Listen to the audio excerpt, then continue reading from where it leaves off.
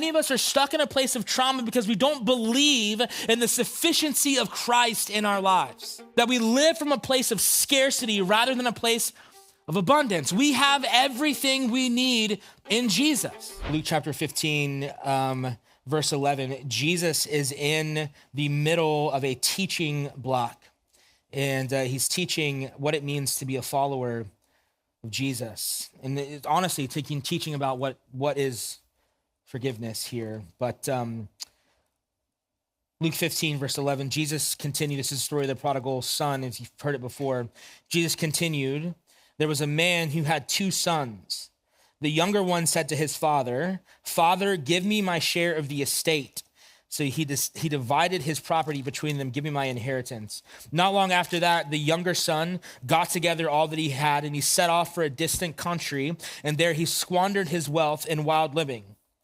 After he had spent everything, there was a severe famine in that whole country, and he began to be in need. So he went and hired himself out to a citizen of that country who sent him to his fields to feed the pigs. He longed to fill his stomach with the pods that the pigs were eating, but no one gave him anything. This dude was in such a bad way. He had no money and no food. That pig food all of a sudden started to look good to him.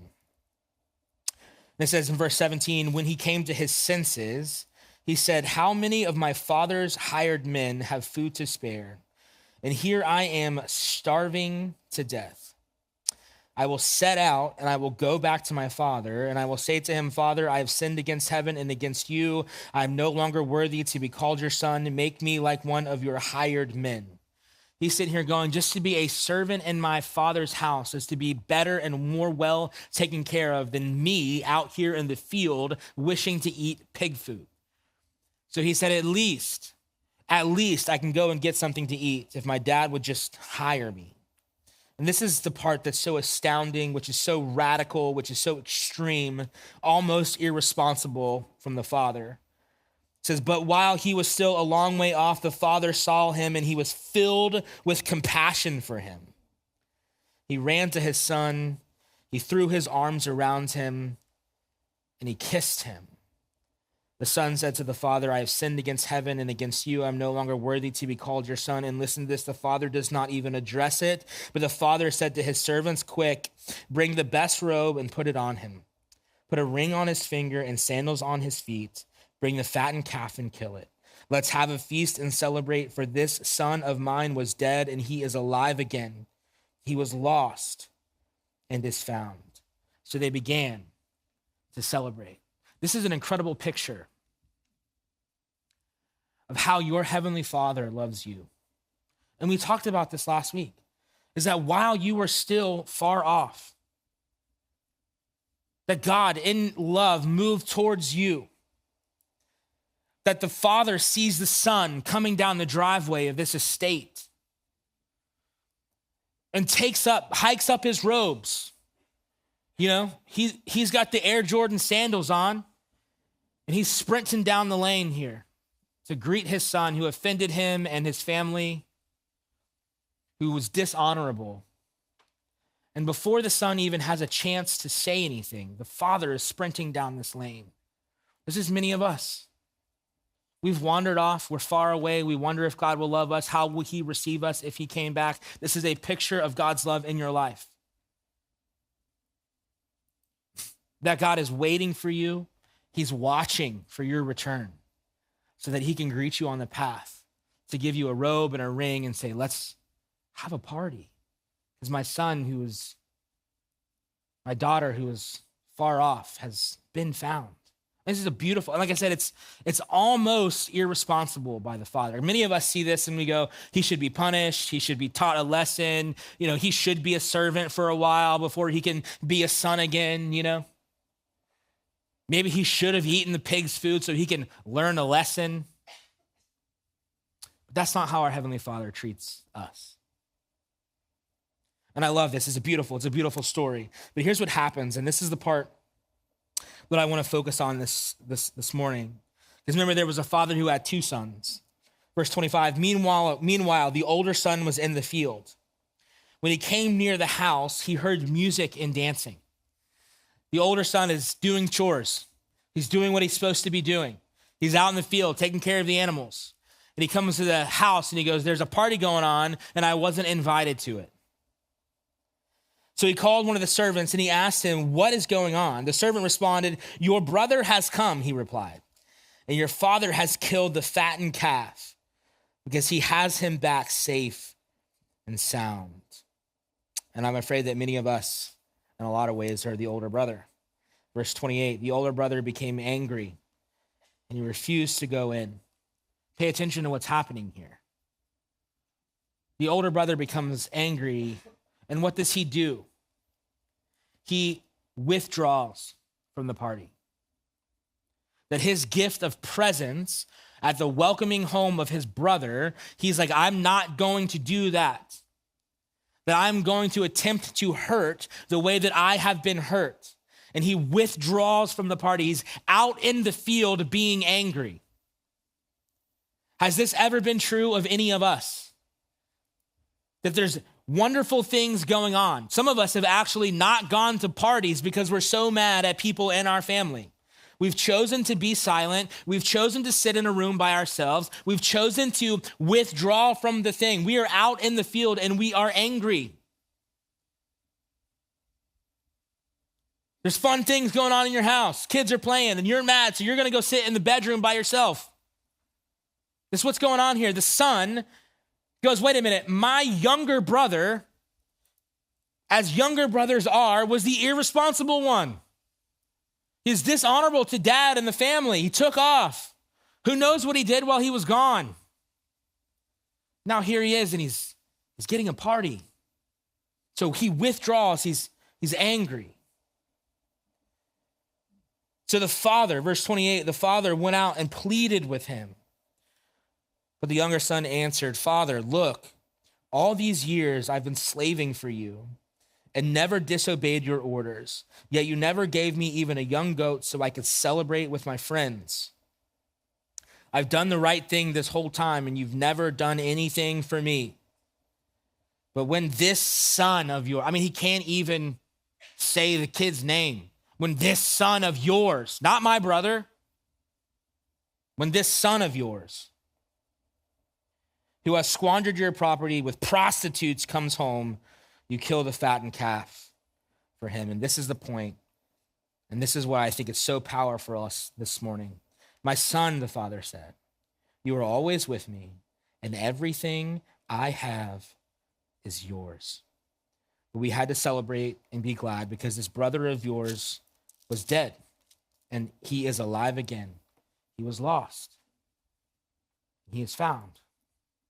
See, the son, the older brother, in an attempt to preserve his life, an attempt to hold on what was his, and an attempt to somehow use his trauma, his hurt, to hurt other people, he withdraws.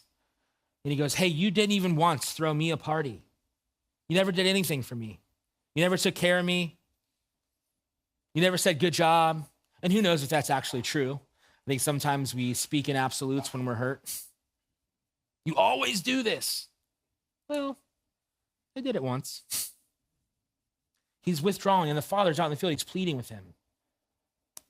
And I begin to think about this cycle of attack and withdraw, this cycle of living from a place of trauma rather than living from a place of love, this cycle of self-preservation, this cycle of transaction that many of us live in. Pay attention to this. The son implies, the older brother implies, if you had thrown me parties when I did the right things, then I would be there inside of that party with you. But you did not. It's transactional. This self-preservation thing. Here's where I think that this comes from. In this phrase right here, the father says, but everything I have is yours. You didn't need a party because everything I have is yours. You could have had a party whenever you wanted to. That my house, my flock, my sheep, everything that I have is yours. And many of us, we can't live from a place of love. Many of us are stuck in a place of trauma because we don't believe in the sufficiency of Christ in our lives. That we live from a place of scarcity rather than a place of abundance. We have everything we need in Jesus. You don't have to preserve your life. You don't have to transact your life. You don't have to fight. You don't have to attack. You don't have to withdraw. Why? Because you have everything you need in Jesus. That you have it all. I mean, imagine I'm going to love someone so long as my love bucket stays full. And we give it out and we give it out and we give it out, and eventually that thing runs dry, and no longer do we have all that we need to love other people. Many of us live in that place. We're dried up.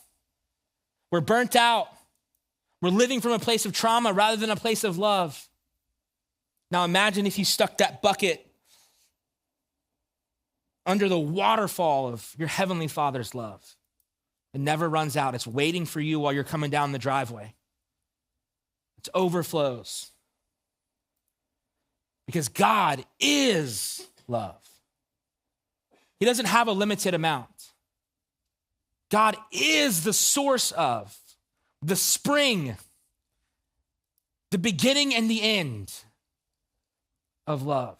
And when we take our lives and we place ourselves in that spot and we recognize that God has given us everything that we need, then we can absolutely and freely love people. And last week, I'm sure you had the question, well, Jonathan, how long do I love people that are unloving?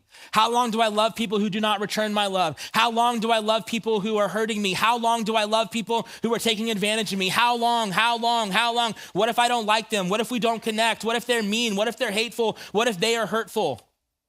How long? And here's what I would say, so long as you are connected to your Heavenly Father and how much He loves you, how long is irrelevant. Because you have all that you need in Christ. You can love that person for all of eternity because you're connected to an infinite source of love. I mean, we look at what's going on in culture, and we talked about this. It's so hard to love those people. Whoever those people are, whoever your proverbial those are, and I get that. But I would say it's hard for you to love those people because you're not connected to your Heavenly Father in the way that says that His love for you is infinite. And therefore your love for other people is infinite and patient and kind and full of compassion. Many of us are dried up. But there is a spring, there's a wellspring of life. There's an infinite source of love that we can remain connected to. You see, the way to love freely is to have confidence in the sufficiency of Christ. Do you believe that? Do you believe that you have everything you need in your Heavenly Father? Well, if they had just, the Father is sitting here saying that, why do you need a party? Everything I have is already yours. Do you believe that? I sure don't. I'll be honest. Some days I do. And on those days, I feel like my life is full of grace and peace. But there are plenty of days where I look around and rather than feeling a life of abundance, I feel like I'm living in a place of scarcity. But God's love for us is extravagant. It's abundant. It overflows, never runs out, never gets dry. May we remain connected to that. And on the days that I intentionally do that, life goes well. To the point of I don't need to transact my neighbor. I don't need to preserve my life. I don't need to try to take care of myself. I don't need to try to defend myself.